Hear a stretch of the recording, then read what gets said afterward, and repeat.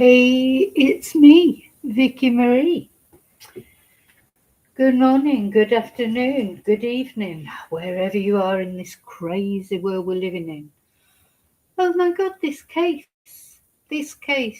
poor woman and her poor family. I tell you, if I ever go missing, do not get this sheriff in to look for me, please. Because after the madness of Friday evening, of all the things that were going on, people being detained, talk about people trying to escape and being stopped at traffic stops and unaliving themselves. And somebody died at that scene because another podcaster actually inadvertently caught it on their live stream and then took their live stream down because of it. So something happened, but the sheriff's not telling us what happened. Oh no, nobody's been arrested, just people being detained. Apparently, this case could take years to solve, according to Sheriff Nanos, who is still not doing press conferences. So over 10 days since Sheriff Nanos has done an official press conference. He's texting some podcasters. Apparently, Brighton says he's getting texts from him. Why is he texting Brian? I mean, I love Brian Enton. I've got nothing against him. He's a good podcaster. But why is the sheriff texting him? That's not the official way to do things, is it? Texting one podcaster. Brian Enton certainly is in the know one way or another because he was the only podcaster who knew about the SWAT team descending on that house on Friday. Nobody else was anywhere near the scene. He was right there within the perimeter. I just, honestly, I'm sort of speechless. And at the heart of this is an old lady, an 86-year-old woman with a pacemaker and heart problems, who's disappeared from her home in the middle of the night, blood found on the doorstep. And this guy, even then also there's this argument between him and the FBI. Even one of his own team is saying that they don't even know who's in charge of this case anymore. It's an absolute disaster. And poor Nancy, it's not helping her, it's not helping her family. So what we're going to look at in this video anyway, we're going to look at so he did give an interview in the end after saying that he wasn't given any interviews, but he gave an interview. We're going to have a look at that, what he had to say. Just if you can make anything out of it, you're a better man or woman than me. We're going to look at something that's sort of intriguing me, that the fact that Savannah Guthrie, the daughter, who of course is the famous journalist, we're going to have a look at her interview with Virginia Giuffre, because everything always leads back to Epstein at the moment as well, doesn't it? So she interviewed all the Epstein survivors, but we're going to just look at part of her interview with Virginia Giuffre. Is that because, at the end of the day, why was this woman taken in the first place? I think obviously that's if they can find the answer to that, why she was taken, they're going to find out who it was and where she is. That's the crux of everything. Why take an 84-year-old woman from her bed in the middle of the night? A woman with health issues. Is this just a burglary gone wrong? Or, as it seems to have been watching her for a while, is it connected with Savannah Guthrie? Is it connected with something, political views, with his political views? Was it just wrong? But then why would they take? I still think I don't see why these people would have taken Nancy with them if she woke up in the middle of the night and they were robbing her place. Well, one, nothing has been stolen, but also, why take her?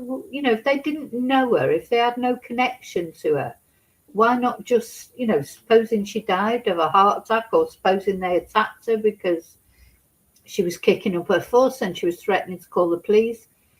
Why take her? People, that's when bodies disappear, it normally is somebody who knows them. Because if they had no connection to Nancy, they just want to get out of there as quickly as possible. They won't want to take the body or a live 84-year-old woman with them. So anyway, so that's what we're going to look at. We're going to look at the interview with the sheriff, deputy dog. He's unbelievable, this guy. So unfortunate for Nancy. I tell you, if you live in that area, you don't vote for that sheriff next time. I wouldn't recommend that at all. And if you live in that area, bloody hell, how many CCTV things have they got of people roaming around the area and going up to people's doors in the middle of the night? There's loads of videos. Is this all the same person operating?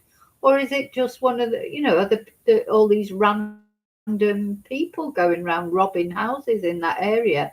I wouldn't want to live in that area, that's for sure. Anyway, and the other thing we're going to talk about is something that's, good, hopefully, but whether it'll ever lead to anything. This electronic device that they're using to look for Nancy, because Nancy, of course, whatever they've done with Nancy, she's got a pacemaker. So unless they've actually physically removed her pacemaker, pacemakers can be tracked. So apparently they're using this state-of-the-art device to hover over Nancy's home and roundabout, and apparently this can detect a pacemaker. But you are apparently, again, you have to be so close to it, so close to the ground, so it's difficult with a helicopter, because, well, helicopters can't go that close to the ground, can they? And if there's trees around, they can't go anywhere near it. Where are the dogs? Where are the cadaver dogs? And of course, there are dogs that can detect electronic devices. We saw that in the Samantha Murphy case when they found her phone. I don't understand why they're not all over that area with dogs. I think Nancy is, quite possibly. I mean, I hope not, because I hope she's still alive, but I just don't feel that. But she's probably not that far. If they have disposed of her, they won't have taken her far, because they won't have wanted it to get stopped in their car, with a body in the back or whatever. So I don't believe she'd be far away. So where's the cadaver dogs? Maybe they don't want to bring in cadaver dogs because that's like saying they think Nancy might be dead, but she might be dead. So I just don't get it. I just don't get any. Yeah, deputy dog. Hi, old hippie. I don't know what you get. Of course, you're not far away. God knows what you make of it all. Anyway, just before we start into all that, so I just want to say my thank yous. Thank you for liking, subscribing, sharing. Please subscribe. It's completely free if you're not already subscribed. Special thank you to my members. Special thank you to those of you who sent me Ko-fis or super stickers, etc. All the positive contributions you make to my channel, whether Ko-fis or that, or just send me emails about cases or participating in some way or another, leaving a nice message. Thank you so much. So, intermittently on this, I'm going to be putting up a banner just to ask you, what do you think has happened to Nancy? And it will come up for 60 seconds every now and again. Don't forget to leave me your thoughts on what you think has happened to her. Why was Nancy targeted? What went wrong? Or maybe it went right. Maybe it was intentionally to kill Nancy, because there is nothing. This bloody deputy dog sheriff, he's come on now, and I think we'll watch his interview first. He's come on now and said, these people are just detained, no arrests, no charges, but it could lead to something. what was the other thing he said? Oh, this investigation could take weeks, it could take months, it could take years. Very inspiring for poor Nancy's family. Yeah, he said all sorts of things. So shall we have a look at that? I'll wait till this banner goes over. There you go. Let's have a look at that first. Good God.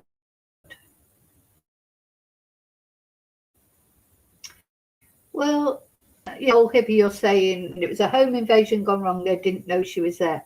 I don't believe that. Of course, why wouldn't they have known she was there? When you go into someone's house at 2 o'clock in the morning, there's likely to be somebody in there. Unless they thought that when she went off to her daughter's house, she wasn't coming back. But, thing is, there are people, obviously, who go around burglarizing. But they normally, unless they just thought, oh, it's just an old lady in there, she won't wake up. Did they think she won't wake up? Maybe she was up. Maybe she'd got up to go to the loo. Maybe it's the middle of the night and maybe normally she wouldn't have been up. Maybe they were in the living room stealing things. But don't forget they took a rucksack full of stuff with them. That's intriguing me. What was in that rucksack? When we saw the footage from the CCTV camera, that rucksack that man was wearing, it was full. You don't take a full rucksack to do a burglary, you take an empty one so you can steal things. So, there.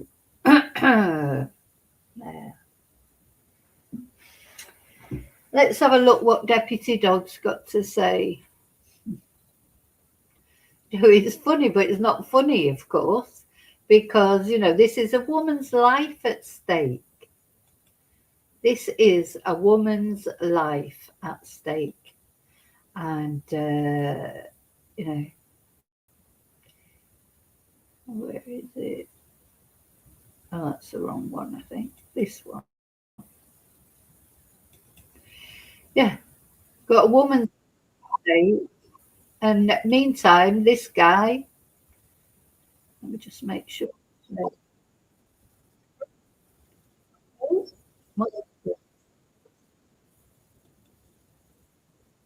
Yeah, you should be able to see that now.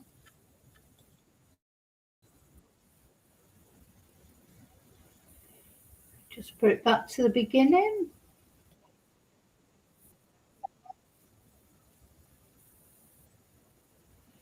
Right, now,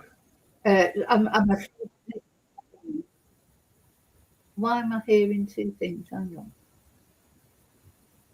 Just got to turn this. Yeah. This interview won't inspire you with confidence. Well, I don't think it will. Maybe it will. Maybe you think he's bloody brilliant. I don't know. I'm sure some people think he's brilliant. Maybe his wife does. He certainly thinks he's pretty brilliant. But he's this reporter, she does well because she asks him the tough questions without irritating him too much. Because obviously he's the sort of man that if you irritate him too much, you're just shut down.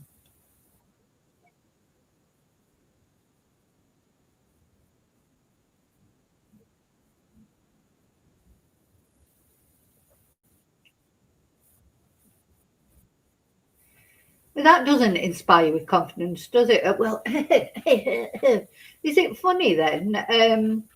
All he just has to say is nobody's under suspicion, nobody's ruled out. I mean, really, that's the obvious answer. But he doesn't know. He does not. He says they cooperate. Well, you'll see in a minute what he said. They're cooperating, but he doesn't rule any of them out. Which I don't know. Just seems funny to me. Why has that come up? Oh, hang on. Why is that happening? Something's come up on this stupid computer. Oh my God.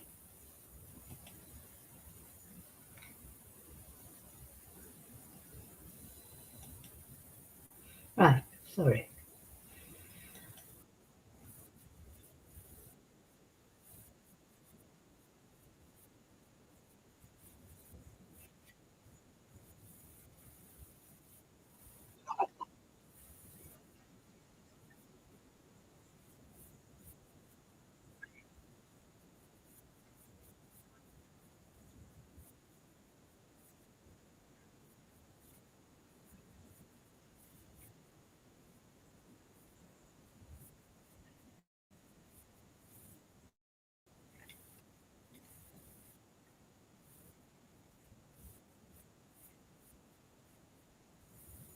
Yeah, so he references that very first detainment, the young man in the Rio whatever house. The thing is, the way this man talks, it doesn't inspire you with confidence, does it? Because he seems uncertain about what he's saying. So if he seems uncertain about what he's saying, he's not going to inspire the rest of us to feel confident that he, I've watched sheriffs talk over many cases that I've looked at, and the best ones they make, even if they haven't got any information really that they can give out, or there's limited information they can give out because it's an ongoing case, people understand that, but they speak in a nice calm way that you feel reassured. Or this guy, when you listen to him speak, you feel like he doesn't know what he's doing.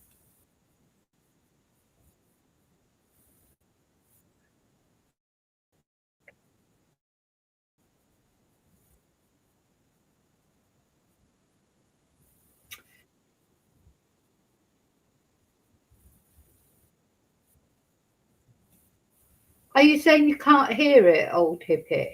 Can you hear him talking? Because the sound is coming out, believe it or not, but doesn't seem to be transferring. Or let me know.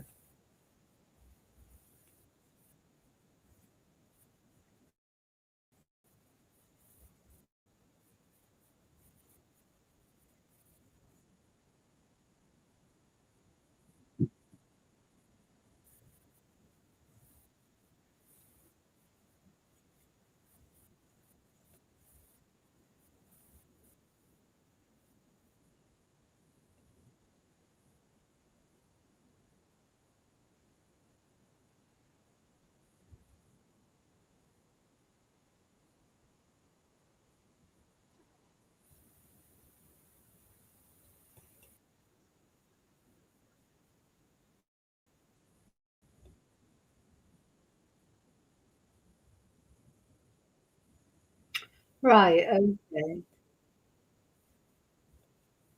So no sound. Why is there no sound? I can hear it, okay. I don't understand why there's no sound. Let me, what else? Oh,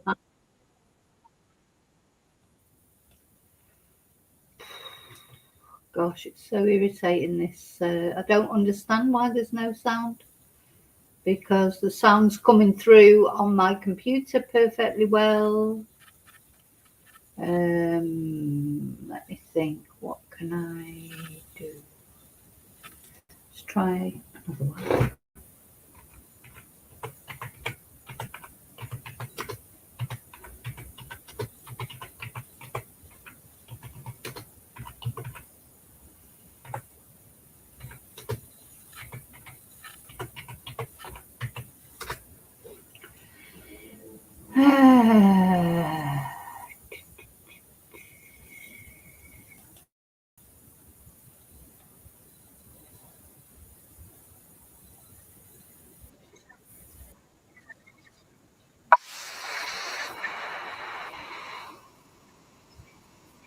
Let's try this one.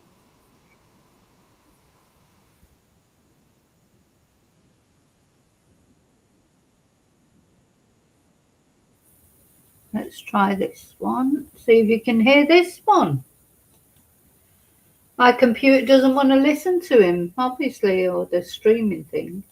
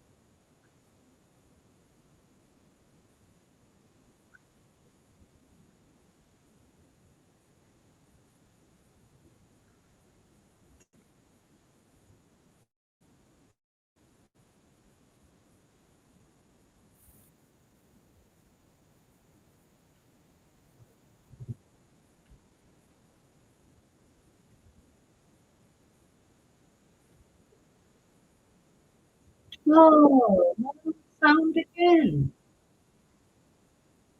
Oh, God's sake. Sorry, I nearly swore then. Why is there no sound? I have no idea why there is no sound. I mean, not that he's very, look at his face there. Not that it's very interesting to listen to, but I don't know why there's no sound. Because everything, the sound's turned up. Um, let's try taking it off and putting it back on again.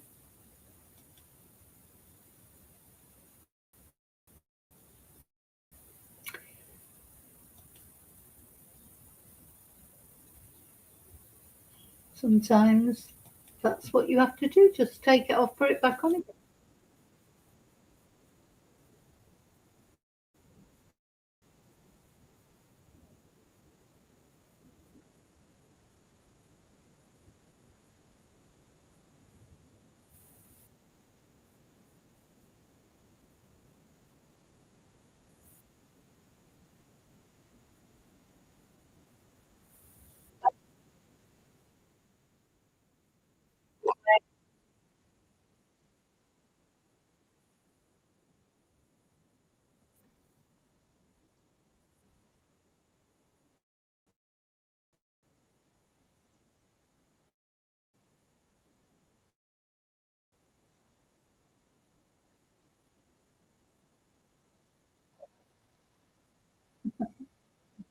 Sorry, I'm just laughing. It is quite funny to watch it with no sound.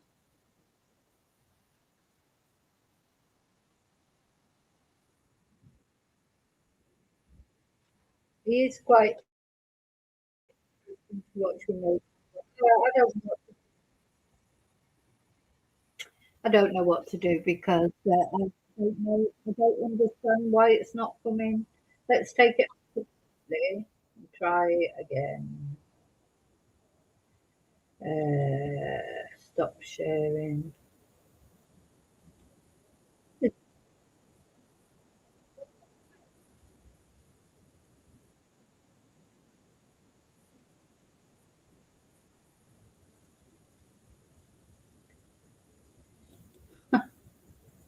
Why is it not working? Anybody technological knows why, because I just don't understand why it wouldn't be working when I can hear it perfectly well. It's coming out on the my monitor fine, but not going through to the live stream. Why is that? Why can that possibly be? Don't understand. Just literally do not understand. Anyway, just try one more time. If I can't do it this time, I don't think it's going to happen. But anyway, it doesn't matter, I suppose, in a way. But I did once show you that interview.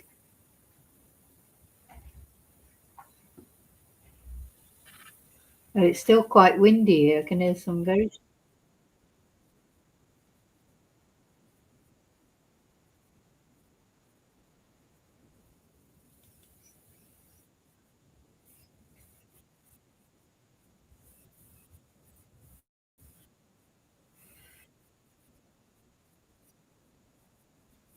There's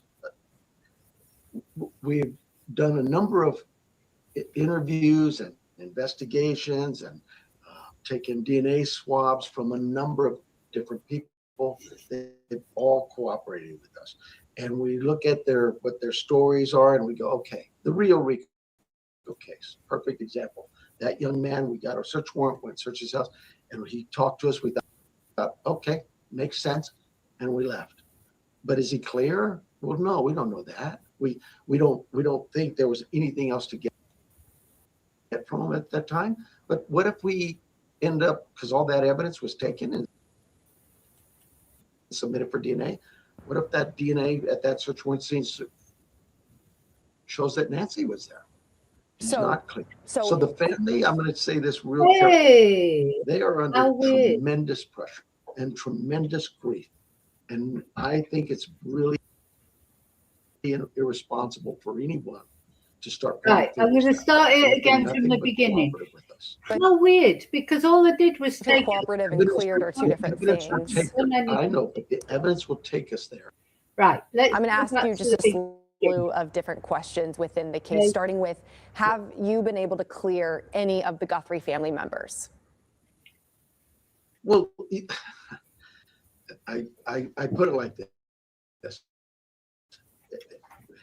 Everybody, particularly the Guthrie family, but everybody has been very cooperative with us.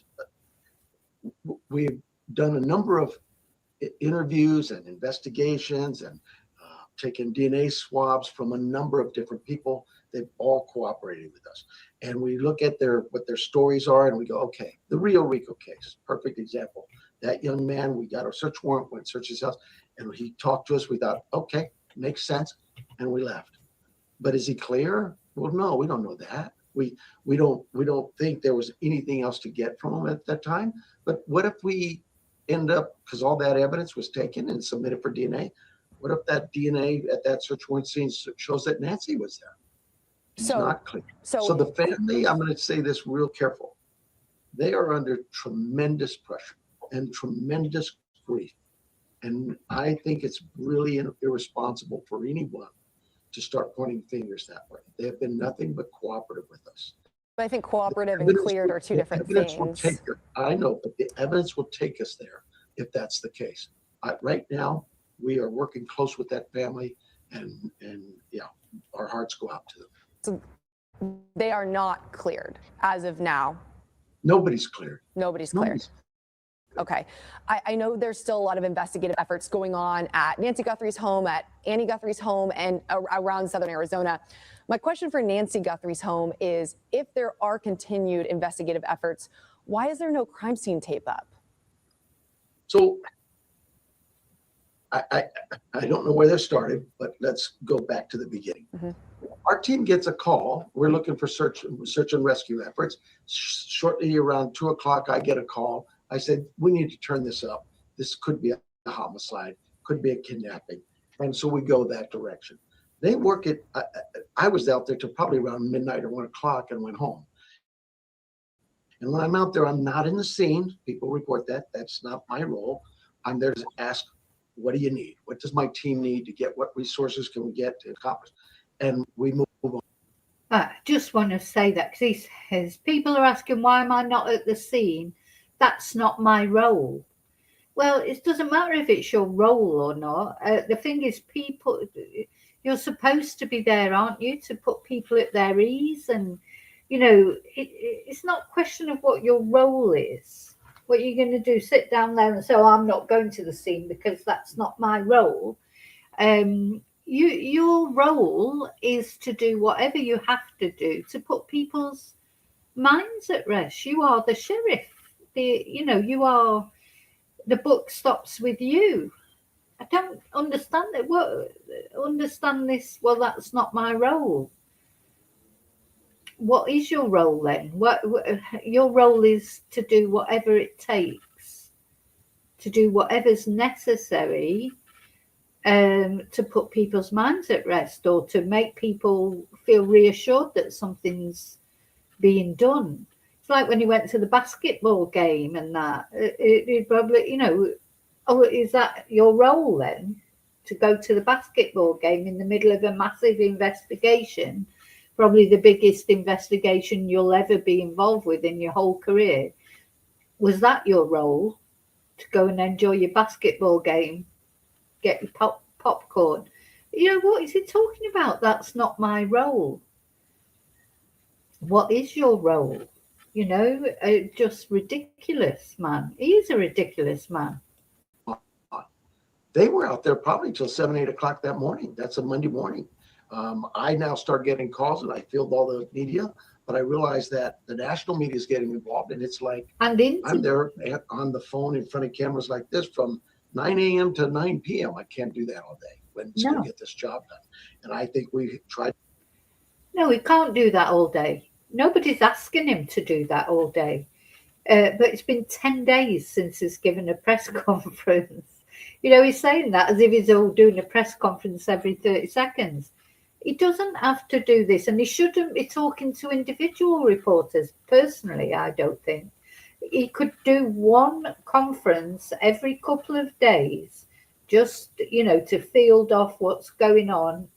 And he keeps releasing these statements through the sheriff's office.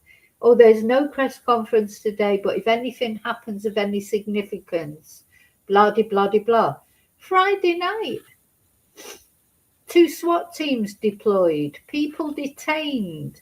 Apparently that's not anything of anything significance to this man, because he didn't make a press conference about that either. So he's talking to individual reporters, or, so he's just cherry picking who he talks to. But why doesn't he just he'd save more time. He can't sit and speak to all individual reporters. He should be at least every couple of days releasing a video statement. Doesn't even have to be a full-blown press conference. Addressing the questions that have come up. You'd be like, oh, I know people are concerned about the SWAT incident on Friday. This is what I can tell you about it. Obviously can't say everything about it. And those people that were detained, they probably haven't been cleared yet, because there'll be DNA testing going on and this, that and the other. So they've probably not been cleared completely, but there's not enough evidence against them to arrest them. But he didn't even do any kind of conference about it.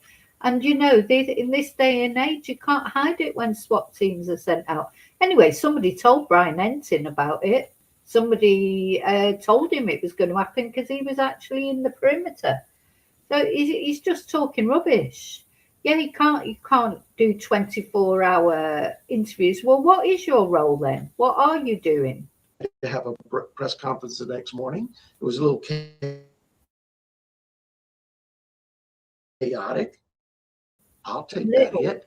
But nevertheless, we held what you were looking for in terms of evidence and timelines. But that morning, Monday morning, because they're always saying the sheriff didn't get the FBI involved early on. The FBI was involved Monday morning. Within hours of that, we knew that, hey, we have physical evidence, and we gave it to them. How do we know that? Because we've worked with the FBI for decades. I have department members assigned to that office and have for years. That relationship is critical, not just to the FBI or the Pima County Sheriff's Department, but to this community. But why not secure the scene now? Continue on. Why not secure it better? We had a guy deliver pizza up at the front door. Because we processed the scene. We were done with the scene. The FBI, when you saw them come back, that would be a normal situation. They come in, say, hey, we're looking at this electronic stuff. Can we go see the house? Absolutely. And so they go back. There's no evidence gathered. It's like yesterday. They were there at the scene doing what? Taking measurements. He's trying to justify the fact that the crime scene was not secured. He said from day one it was a crime scene. What he's saying now is that they'd got everything they wanted within that first couple of days, because the crime scene tape was taken off within a couple of days, wasn't it? Because that's when Brian Ensign went in and filmed the blood on the patio. He just doesn't get it, this guy. He's trying to think how he can explain his way around it. He declared it as a crime scene from day one, so it should always be secured as a crime scene until the case is solved, surely. Or, to give the FBI a chance to come in, or, that crime scene was compromised. And it makes their work harder, doesn't it, by not securing the crime scene? Because, they'll have found Brian Ensign's fingerprints all over the door, probably, and his DNA, or any other media person, or the pizza delivery guy. So, yes, that was JLR, wasn't it? One of his supporters sent him a pizza. It's laughable, except it's not funny. Because a woman's life is at the centre of it. But it is like something you would see on Naked Gun or some comedy police show. You know, that it's no good blaming the person who delivered the pizza or whatever. They probably didn't think that they'd be able to walk right up to Nancy Guthrie's door and knock on it to try and deliver a pizza or whatever happened. No, it's not the responsibility of the public really to secure a crime scene. It's his responsibility. You know, people will always try and go where they can go when it comes to a case like this. And if there's no crime scene tape up and it looks like they can go, now they can't. You know, there's security guards there now, which is fine, but it's not the responsibility of the family, really, I don't think, to preserve a crime scene.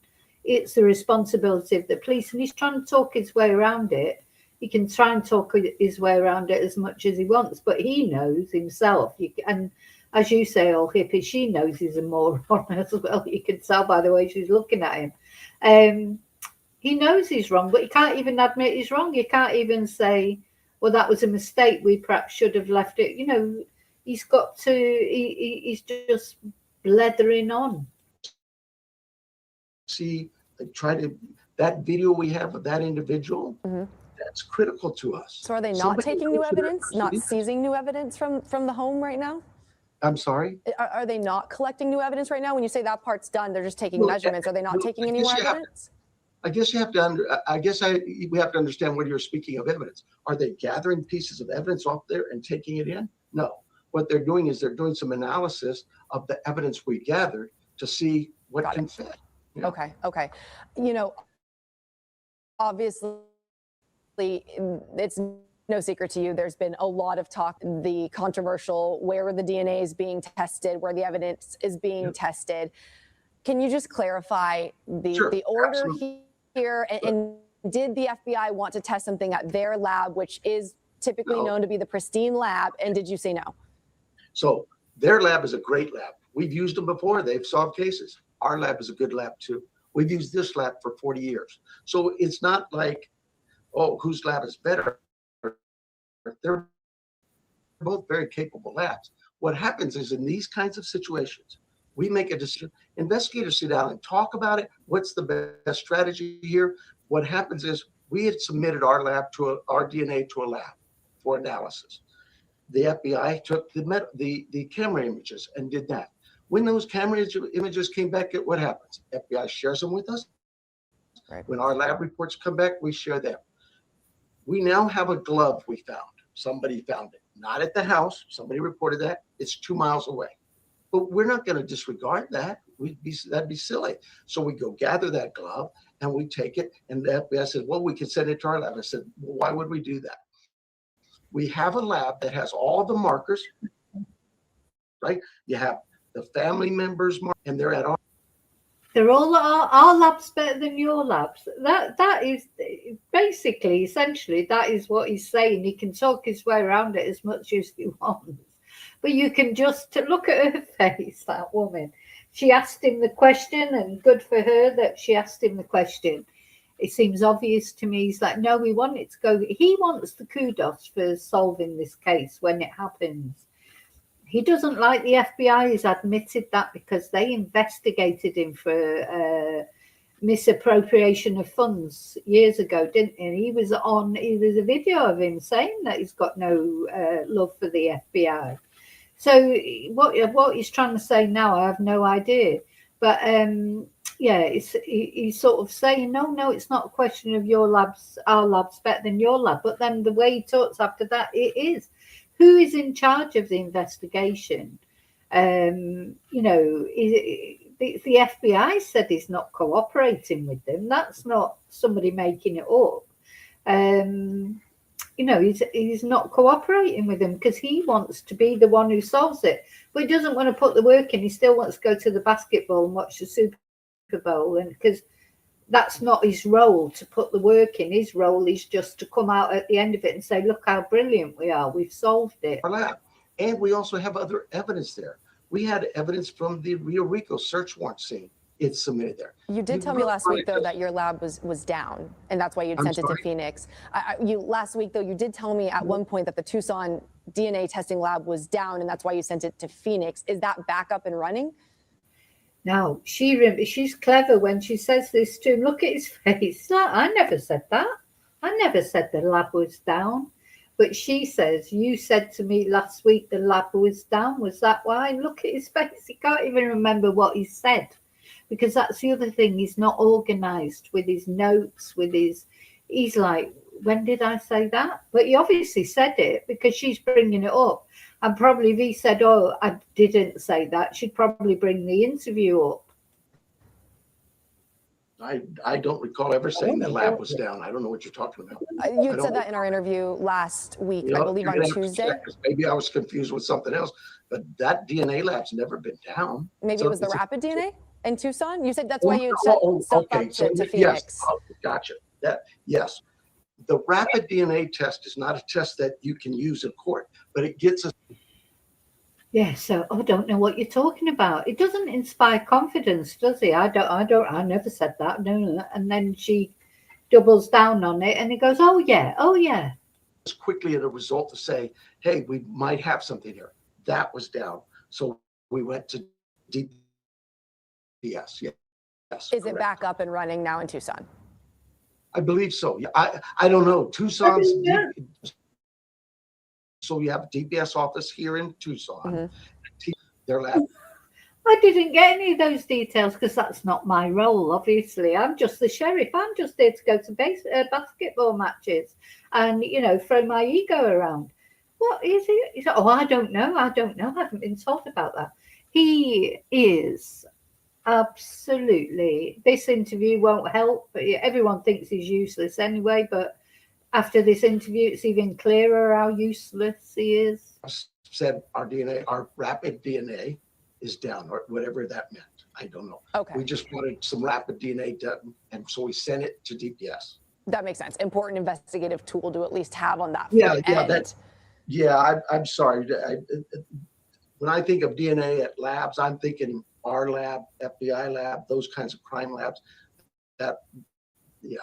Understand. That makes sense. I want to ask you a little bit about the press conferences. So I know PCSD has said multiple times you will hold a press briefing if there is a significant development. We've had this surveillance video come out that was huge. We've had somebody detained and released. So what does your department consider a significant development to address the media? We discuss all of this, and it is a discussion with. Oh, good for her. So she has asked the questions that we're asking, and good for her. So, what is a significant development then if it's not SWAT teams being deployed and people being detained and this, that, and the other? If they keep releasing these statements saying there won't be a press conference until something significant comes out. Friday night, there was significant things coming out the woodwork. So he doesn't want to do it's too much effort to do a press conference. He's obviously, it was Super Bowl weekend and then these basketball matches. So he doesn't want to do a press conference. That's basically what it comes down to. Also, because he made such a cock up of the ones he's done, he's perhaps realised that that's not his forte, doing a press conference. So, he's really squirming here, I think. It makes it clear just how much he's squirming about what she's asking him. Our team, the FBI, and talk about it. If you go back to those press conferences, you'll recall who's standing next to me. The FBI. Oh, the FBI. They were a part of this. We still are a part of this. Nobody gets to say we're doing this or we're doing that. It is we collectively sit at it. The SWAT team used at the home in Rio Rico. Who was that going to be? We talked about it. FBI had that. So ransom notes. Who should handle ransom notes? FBI, you're great at that stuff. Give it to them. But that's the kind of process. I don't think what I've spent time talking to you about was probably 10 times as long as it talked to the FBI about, hey, let's send this to your lab or my lab. That was just crazy. And that's what got me out here. I know you guys want information, and we want you to have the information. That camera, the video that you see, that individual, people say, oh, we had it for days. We held that for less than 2 hours. We got it and said, we need this out there. And so you get it, you have some work to do to put it together because it's pretty fresh. So we sent it out because we know that's vital. It's generated more leads than anything else we can imagine. I would imagine. I mean, Last question. It was key evidence there. Okay, I'm going to ask you one more thing then. Based on where we are now, that man was detained and then released. You said he's not clear, but he definitely is not still in custody. Are we any closer to having charges for the person who abducted Nancy Guthrie, and are we any closer to finding her? I think we're closer. Yes, absolutely. Every lead counts. That we had, just going back a couple of days, we had 18,000 calls. FBI had 14, 15,000. That's 30-some thousand calls. I have 400 cops, feds, state, local, all over the state, people volunteering. I would be crazy to say, no, I don't want your help. That's what's crazy about this with the FBI. So should we expect an arrest soon or charges soon? Well, I would hope so, but I can't say that. What I would tell you is look, all 400 cops out there. They don't know anything, do they? They don't, just the way he's saying it, he doesn't know. He doesn't know, so they've got no bloody clue, really. After all this, they've still got no clue. That's how it feels. I don't feel with him, sometimes you watch the police being interviewed and you feel like they're just giving out the information that they can, but they do know something, they're holding something back. I don't get that feeling with him. I get the feeling that he absolutely hasn't got a clue. And to me, it still keeps coming back to get the cadaver dogs out there, or the dogs. Where's the searches of the local from the police with the horses, or it just seems obvious to me that Nancy is more, unfortunately, you just got to be realistic. It's likely that Nancy is deceased, and it's likely that she hasn't been taken far away from there. And I still now wouldn't be surprised if they found her somewhere in the house, because that's how it feels with this sheriff. You don't feel like he's got a clue what he's doing. And the FBI, I suppose, you think they're more proficient, but because they maybe working more stealthily, I don't know. You just don't feel like they know anything. Everybody's working hard. The community is working hard. We want Nancy home. That's the key. Does it happen in an hour? Does it happen in a day, a week, a month, a year? You know what I mean? Does it happen in a day, a month, a year? Oh my God. So that is not the right thing to say, even if it's true. Missing person cases can take years to solve. Some are never solved. But I don't think that's a good thing to say. Is he trying to downplay expectations? Is he trying to say, don't, and then tomorrow something will break? I don't know. But he's rubbish, isn't he, at talking to the media? Because if that was my mum that had got disappeared, and then he said that, you imagine how your heart would sink. I think, you've got to say, yes, we're positive we're going to solve this case. And all right, maybe it's true. You can't say the exact day that it will be solved. But I think to make that comment, everyone's been over that comment, like, what? Let's listen to it again. What an idiot. We want Nancy home. That's the key. Does it happen in an hour? Does it happen in a day, a week, a month, a year? 10 years. I don't know, but I know this. We're not going to quit. We're never going to give up. My very last question on that, just based on what you said, is this still a rescue mission, or have you shifted into somewhat of a recovery mission? Where does that stand today? Every time we go out, we're looking to rescue somebody. And it still stands as that. You still believe that Nancy could be alive? I believe she is. Why would I not? The family believes it. I believe it. There's nothing to indicate she's not. So I'm not going to go there. Thank you so much. I appreciate your time. Thank you to your department for doing this interview. Sorry for cutting you short, but yeah, thank you. Appreciate it. Thank you, guys. Bye. So I'm going to ask you just a slew of different. So what a joke he is. What a joke. So yeah, he said it could take a day, it could take a week, it could take a month, it could take a year. So he's giving no comfort to the family at all. Then he's saying, oh well, yeah, I think Nancy is alive. What reason do I have not to think it? Well, maybe because she's 84 years old and she had heart problems and she's been taken off somewhere without a medication and there's blood on the step.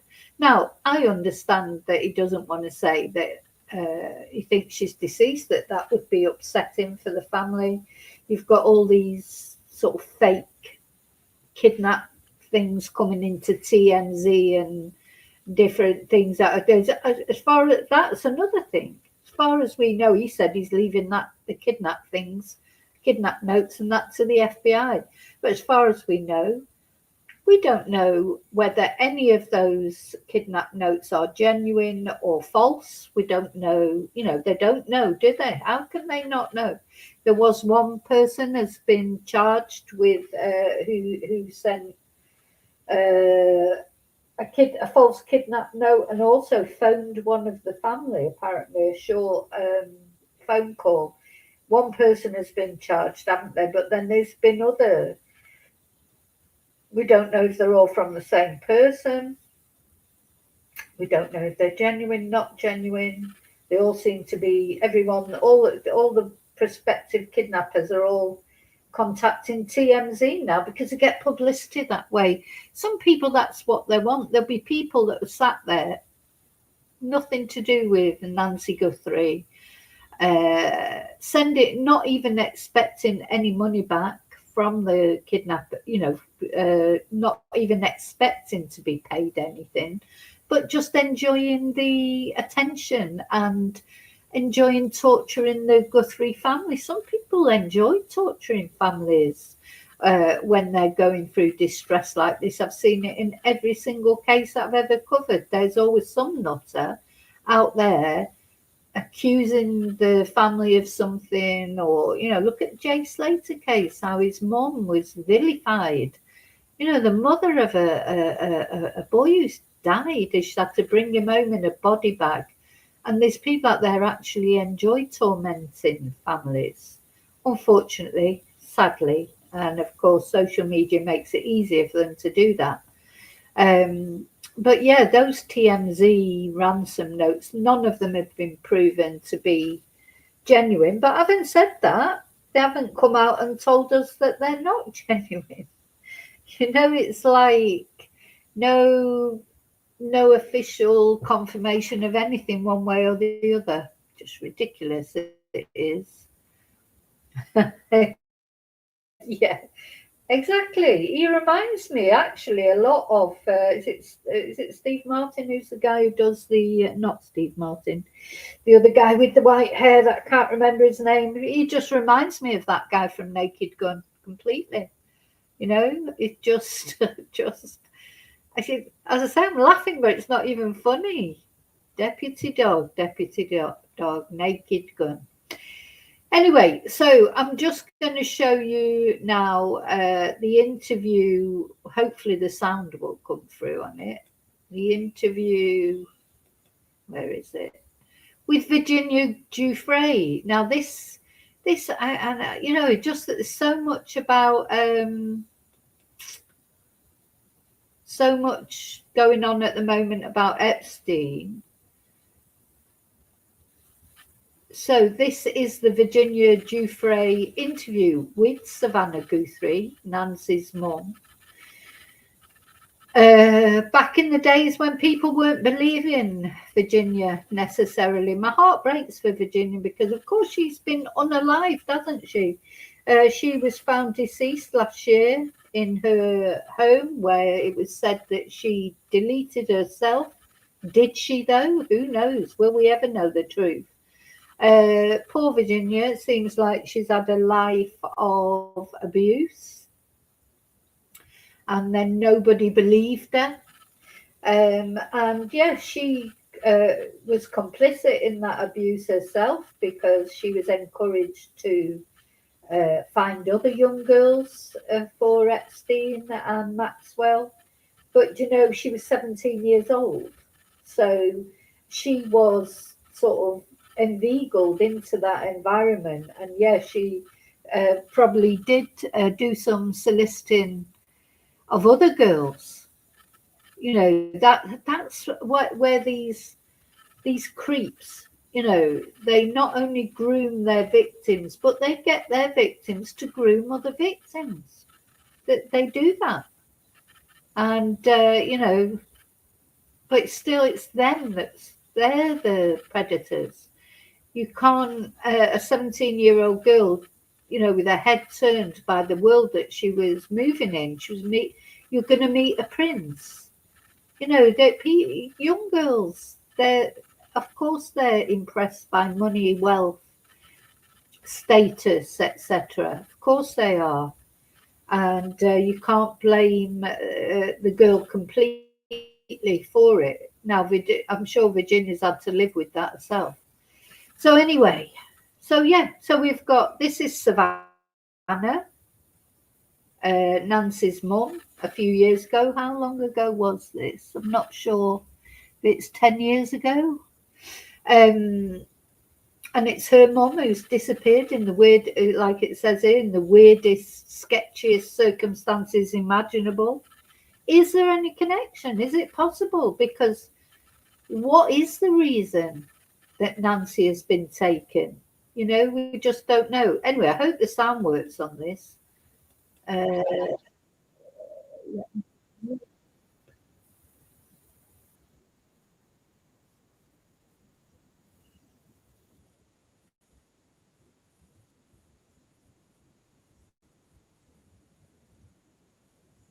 can you hear it?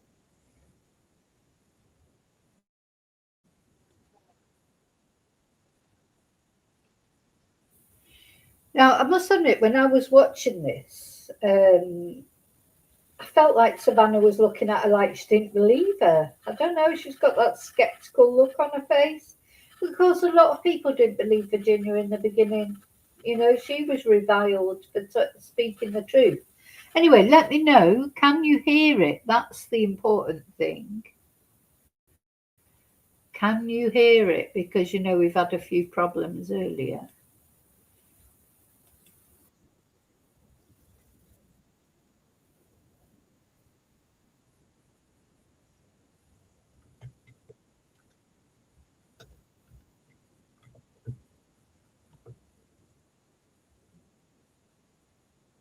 Oh, not again.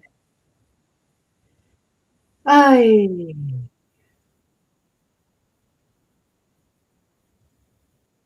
okay. Right, let's try take. So it seemed to work last time when I took it off and put it back again. So I'm going to try that again. I just don't understand. Let me put some windows down. It always helps.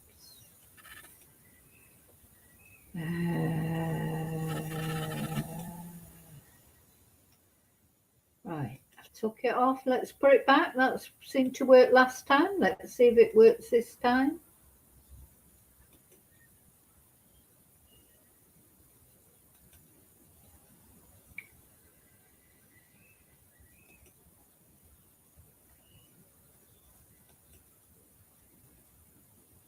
Let's see. Please work. Please work.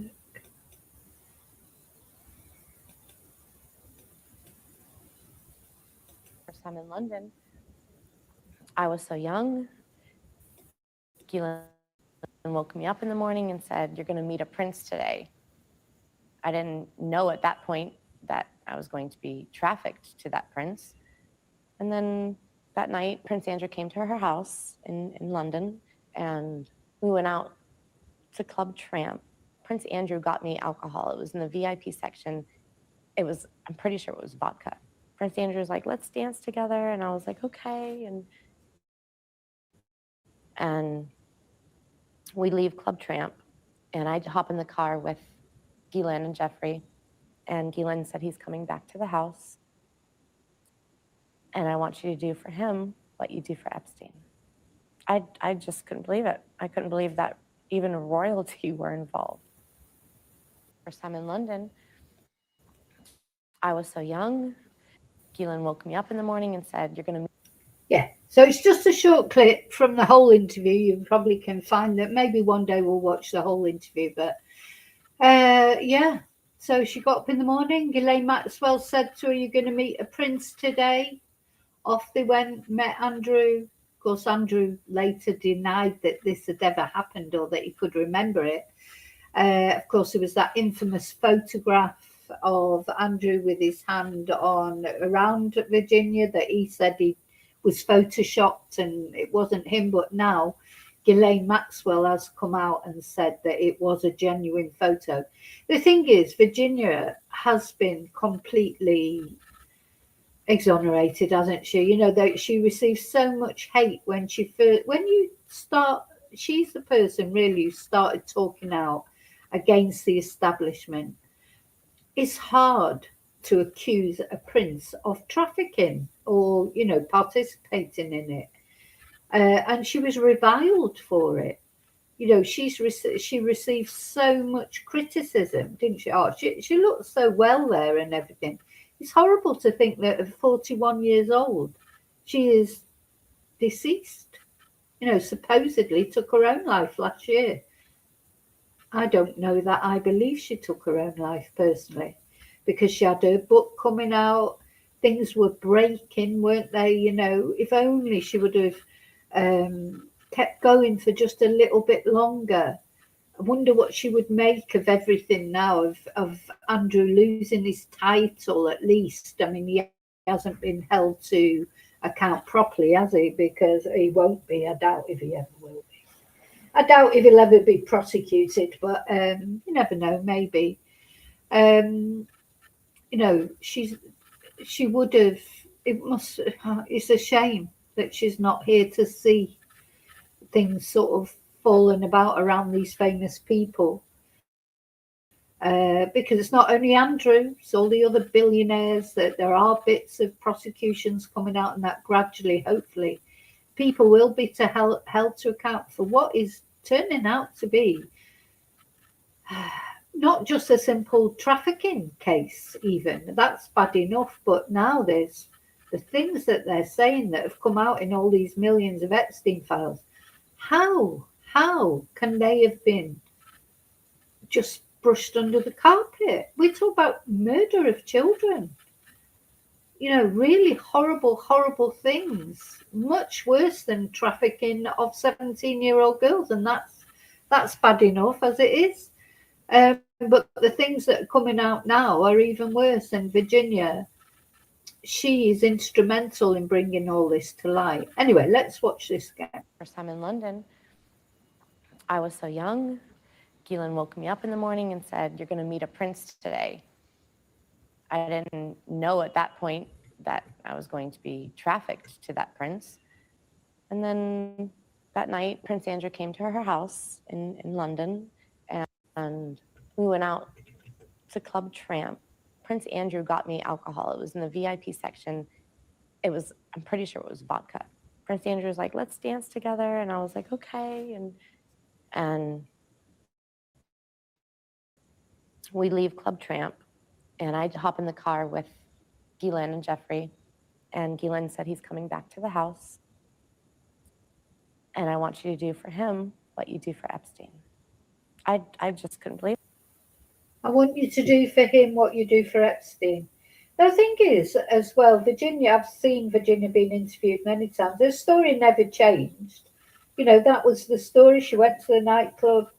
She danced with Andrew. Of course, he said that wasn't possible because he doesn't sweat. And of course, we've seen lots of pictures of him sweating profusely. So that was a complete lie. Her story has never changed. I'm 100% certain that it happened. I always have been, to be honest. I've never doubted it, but a lot of people have.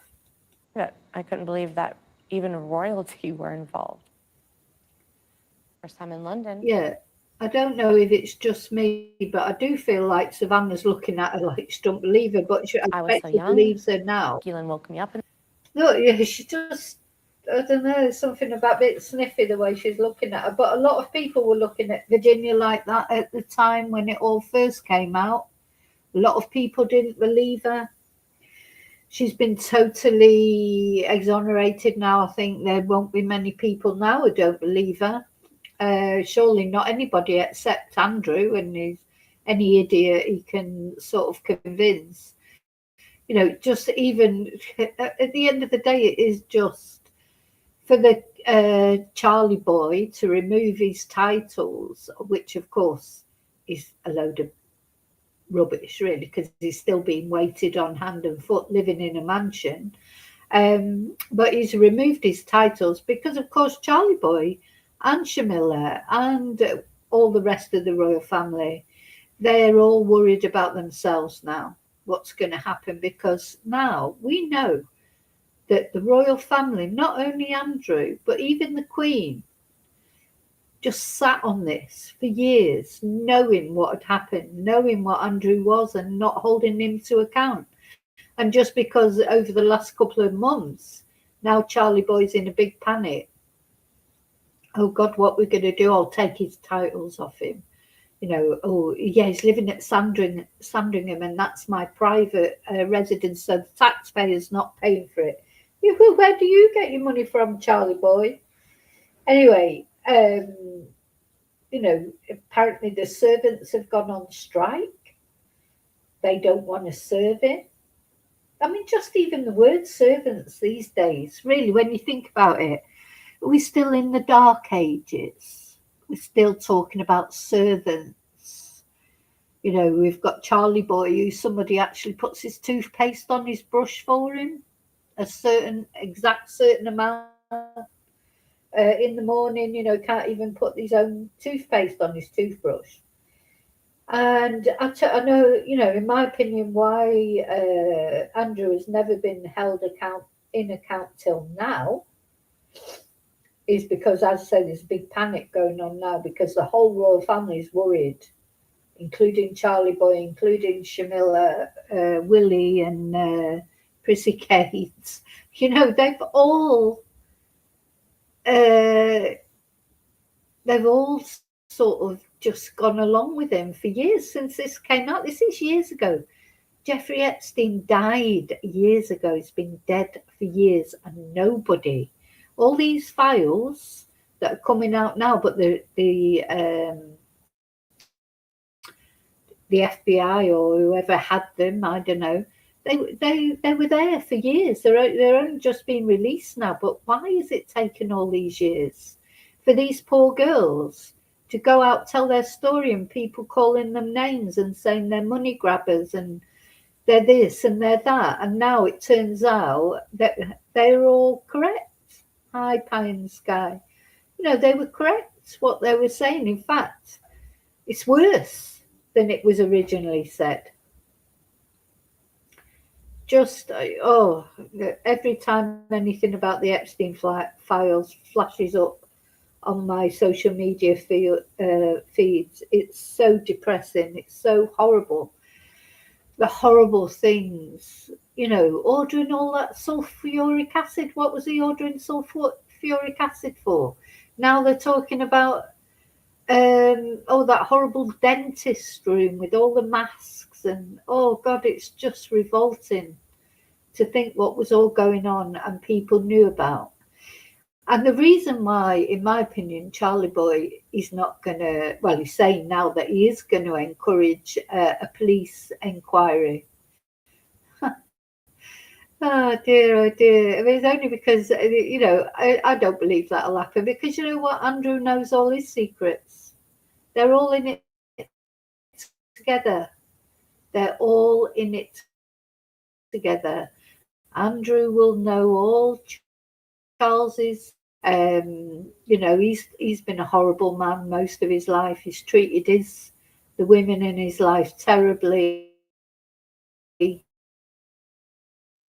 He's left a pile of bodies behind him. The people have died in connection with the royals as soon as they go against them. Even Sarah Ferguson said, you don't leave the royal family with your head intact. Yeah. Anyway, so what do you think? Do you think there's any possibility of any connection with the Epstein files? Why was this woman targeted? To me, if they can find the answer to that, then they'll find the answer as to where she is. Because I don't believe it was, a random abduction. I just don't believe it. I think she was targeted for some reason or another. I don't know what the reason is. Whether it is because of her daughter, Savannah, or whether it was just because somebody somewhere thought she had money and then it all went wrong. Or is it more in the family, or, so the sheriff, noticed earlier when we were listening to the sheriff, Nano talking, he didn't rule out the family, but he didn't rule them in. He said they were under a lot of pressure. They were going through a terrible time, which of course they will be. But he didn't rule them out completely either, did he? So he knows nothing, that show. I think what we can take from that interview, personally, is they're no further on knowing what happened to Nancy. I don't think they know anything, and I think these detentions of the people, I feel for them, because if they've got nothing to do, now they may not be innocent of, they may be up to different things, they could be the ones. Seems like the wilderness dog is wandering around near where Nancy lives and trying to rob houses.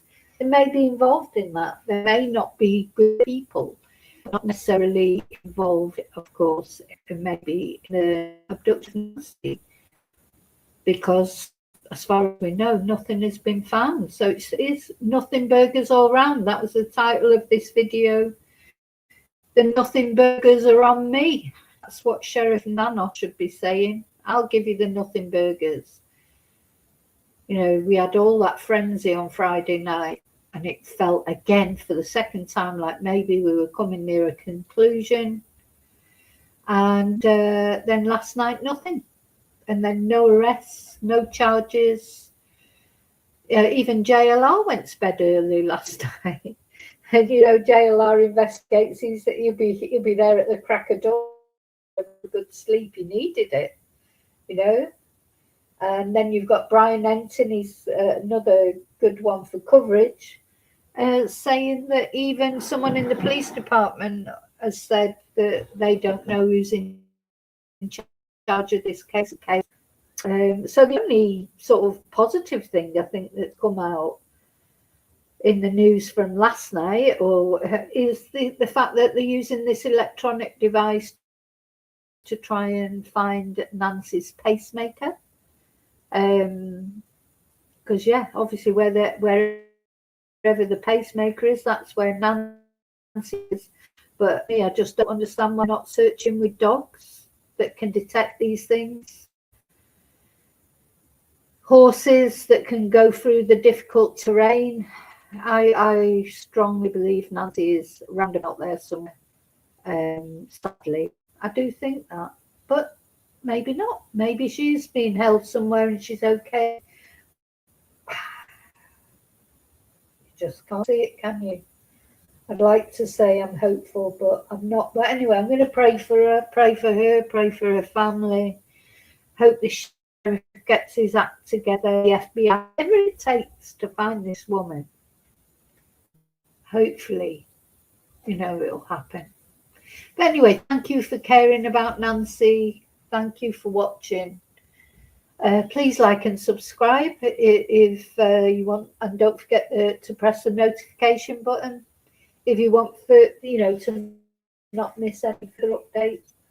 I will come back with any update if there are any later on today when America wakes up. We'll see. Okay, thank you so much. Take care of yourselves. Remember, you are the most important person. Look after you. Stay safe. And I'll see you really soon in the next video. And until then, may your God go with you. Bye.